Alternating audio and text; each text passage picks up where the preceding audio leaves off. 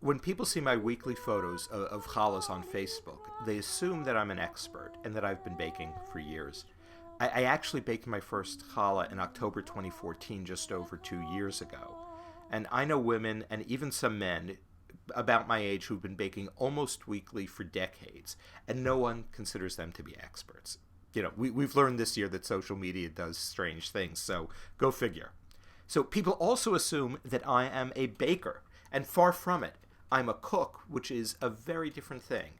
Except for, desserts every once in a while. Maybe I'll do, an easy parve cake. Maybe I'll do an elaborate Hungarian torte. But not much. Never bake cookies. And except for a brief obsession with pita and chapati in around 1999, I did not bake bread until 2 years ago. For me, it was a way of dealing with some of the stresses of being a member of the sandwich generation.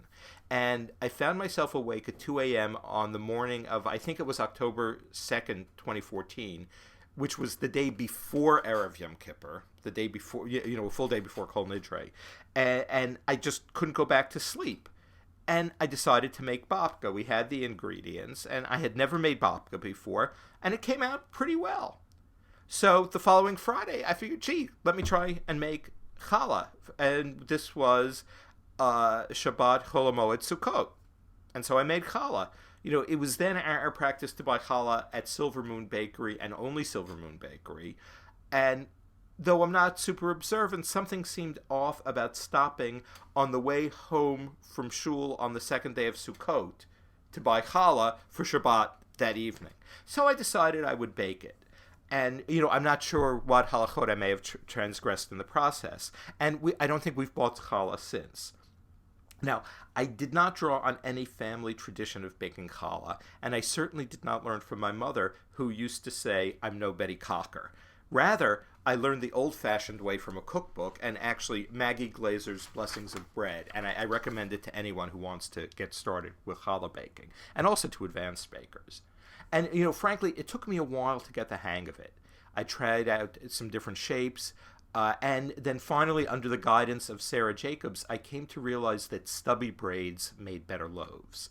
And shaping became less challenging with time, and I've come to prefer usually a six-stranded braid, which I can now do almost automatically without much thinking, but with a lot of focus. And I find that, if you lose focus, everything goes wrong, but you don't really need to think about it if you know what you're doing. And, it's interesting, in terms of simpler braids, there's a single-strand braid that I was getting wrong consistently over 2 years and just did it this morning.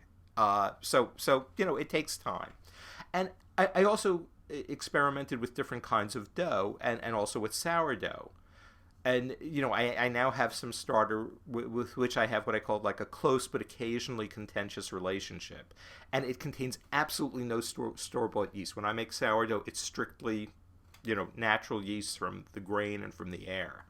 And I generally make one of four doughs, and I alternate between them.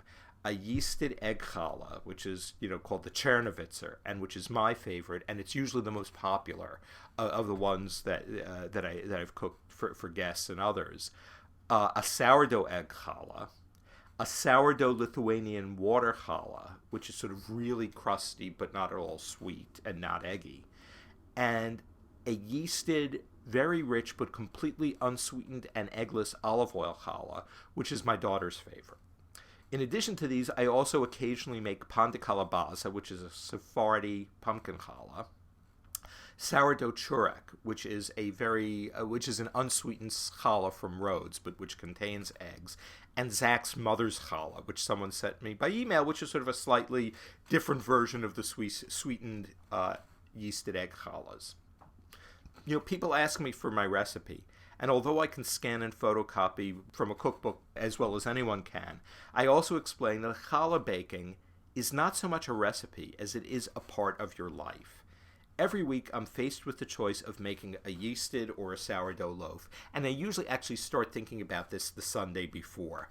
The yeasted loaves are easier. Yeast is easier for a whole lot of reasons. It's less finicky, but also because I can mix the dough on one day, let's say Monday, leave it in the refrigerator, shape the loaves another day and leave it in the fridge to proof until usually about 1 a.m. on Friday morning, when I remove them for a 5:30 a.m. bake. Now, this may sound like a crazy schedule, but it's really sort of my natural schedule. In other words, I wake up briefly and go back to sleep. The slow, cold rising in the fridge results in a far better texture and flavor than if you make challah all at once. And it's also possible to fit it into a working life. But the slow, cold rise develops lots of lactic acid bubbles, and it gives the crust a nice crunch. But the main problem that I have to think of is, am I going to be home those earlier nights in the week? And am I going to have room in the refrigerator? When I don't have room in the fridge, and when the timing is not right, I usually make sourdough. And I also will make sourdough every once in a while just to keep on good terms with my starter. I take my starter, which I keep in the fridge, and then it takes a few refreshments in order to be lively enough to leaven the loaves. And then I mix a sponge with the starter and about 1/4 of the flour, and I do this usually on Thursday morning. Then I mix the dough itself, knead it on Thursday evening, and I shape the loaves later Thursday evening. It's a shorter process and less demanding in some ways, but at the same time, sourdough doesn't do well in the refrigerator, and it has to be done sort of in a continuous process. So if I'm going to be out late on a Thursday, it's not going to work. The process of maintaining a sourdough, also, which you need to refresh, can result in a lot of discard. And this is actually a bonus, because if you take the discard and mix it into a yeasted dough, you get a much tastier dough.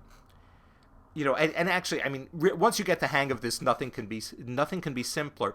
You just have to reconcile yourself to, this is what your life is going to be from now on. It's not difficult. The challah of which I'm the proudest was the ceremonial challah that I baked for my daughter Maya's wedding. It was a compound challah with 2 3-stranded braids on the bottom, topped by a 6-stranded braid on top.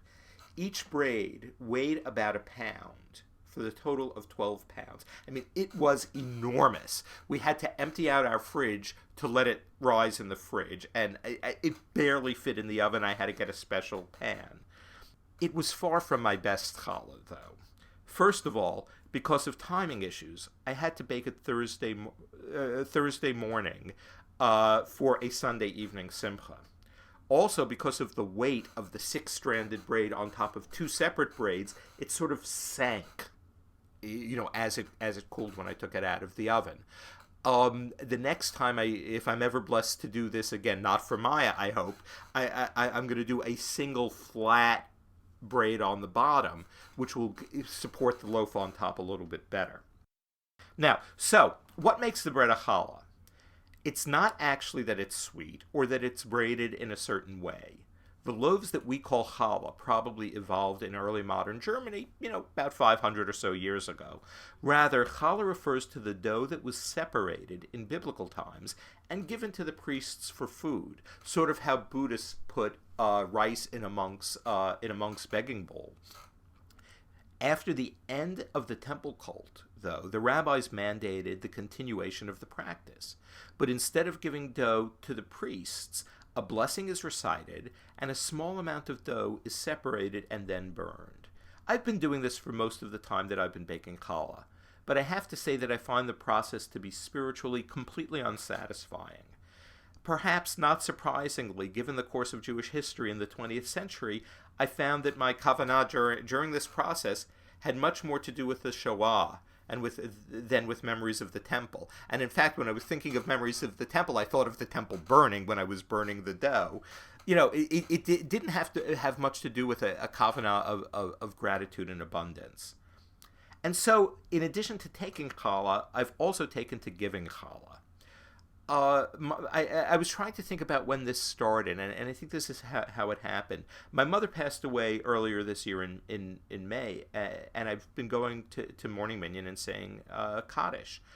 Over the summer, we were having problems getting a minyan, so I actually posted on Facebook that whoever showed on Friday, who had not who wasn't a regular, let's say, would get 2 loaves of challah. So you don't know if someone's going to show. So I made extra challah and brought them. And, well, nobody showed. It was the last week in August or something like that. But I actually found this process of giving challah away to be really satisfying. So most weeks I make more challah than we need for our family, and give two loaves away, usually but not always, to someone who's at morning minyan. Now, their feedback's generally been positive, which is something of an ego boost, I have to say. But mostly it's a way of expressing my thanks to those who come for providing a supportive community and a place to say Kaddish. And I found the practice of giving challah, in addition to taking and burning it may be closer to the original intent of the practice. People were being generous to the priest. They weren't burning flour. And it's enabled me to focus even more on the gratitude for the many blessings in my life, and not only the gastronomic ones.